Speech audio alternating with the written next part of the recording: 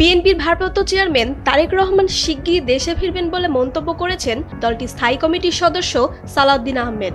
সোমবার রাতে বিএনপি স্থায়ী কমিটির নিয়মিত বৈঠক শেষে সাংবাদিকদের একথা জানান তিনি। শিগগির চলে আসবেন ইনশাআল্লাহ। লন্ডন থেকে ভার্চুয়ালি যুক্ত হয়ে বৈঠকে সভাপতিত্ব করেন বিএনপির ভারপ্রাপ্ত চেয়ারম্যান তারেক রহমান। পরে সালাউদ্দিন আহমেদ জানান, বৈঠকে দেশের বর্তমান রাজনৈতিক পরিস্থিতি এবং দলের চেয়ারপারসনের স্বাস্থ্য নিয়ে আলোচনা করা হয়।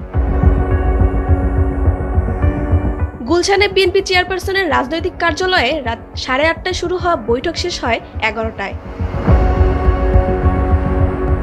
এর আগে পররাষ্ট্র উপদেষ্টা মোহাম্মদ তৌহিদ হোসেন বলেন, তারেক রহমানের দেশে আসতে কোনো বাধা নেই। তারেক রহমান চাইলেই একদিনও ট্রাভেল পাস ইস্যু করা সম্ভব বলেও জানান তিনি।